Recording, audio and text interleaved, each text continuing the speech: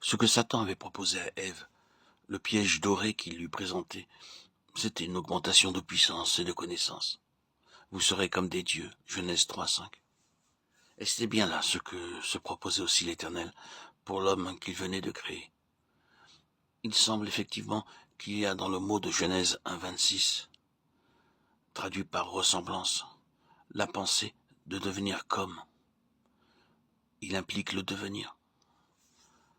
Ce qui indique chez le premier couple créé à l'image de Dieu de merveilleuses, d'extraordinaires potentialités appelées à se développer par un processus aboutissant en dernière analyse à la ressemblance de la créature avec son créateur, pour la puissance et le gouvernement de toutes choses.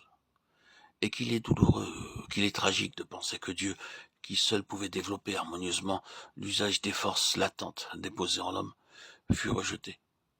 Celle-ci, du même coup, devenait accessible à l'ennemi, tombée en la puissance de l'adversaire. Nous ne pouvons suivre à travers les siècles tous les développements de cet aspect particulier de la chute. Les Écritures y font de fréquentes allusions.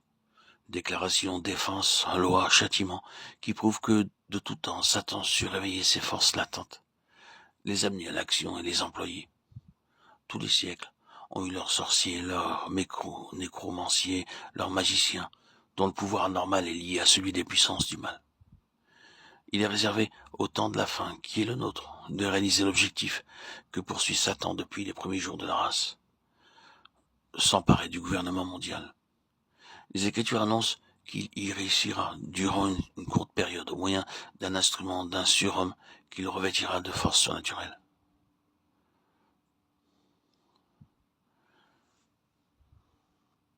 Si nous pouvions résumer la crise actuelle comme une lutte des forces de l'âme qui se rassemblent pour l'assaut définitif contre celle de l'esprit.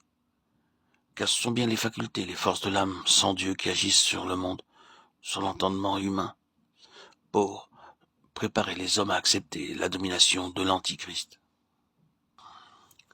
Cela implique un temps durant lequel Dieu sera exilé de l'univers.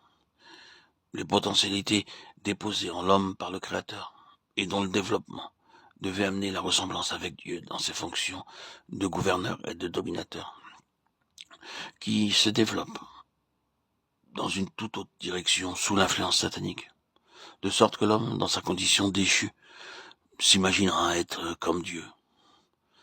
Les spirites affirment déjà que l'homme possède tous les attributs que, jusqu'ici, on n'accordait qu'à la divinité. Certains ont écrit que l'apostasie s'accomplirait au moyen de la créature déchue, prétendant avoir ce qui n'appartient qu'à l'enfant de Dieu, à celui qui a été fait participant de la nature divine. Cela jette une vive lumière sur notre époque. Avec quelle rapidité l'apostasie de la foi n'a-t-elle pas gagné les conducteurs les plus en vue de l'Église professante? Elle résulte de cette activité psychique mauvaise qui se développe à l'instigation insoupçonnée de l'ennemi. Le grand thème du jour, c'est la psychologie. On découvre dans ce domaine des forces psychiques jusqu'ici ignorées. Et la pensée de l'homme est à ce point absorbée qu'il est positivement conduit ça et là par divers courants de doctrine et sûrement attiré par l'erreur. Éphésiens 4,14. Il ne se doute pas qu'il aide ainsi à l'accomplissement du plan satanique qui donnera la domination mondiale au grand ennemi de la race.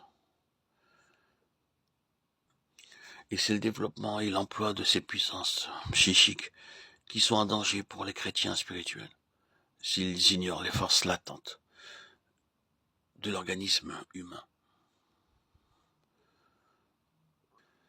Il nous faut donc veiller et nous rappeler que l'adversaire est un fin stratège, un stratège de première force, qui a fait le siège premier des hommes de science, des hommes d'affaires, des ecclésiastiques, et a conquis ceux-ci les uns après les autres, en les amenant à étudier les phénomènes naturels classés sous l'étiquette de science psychique.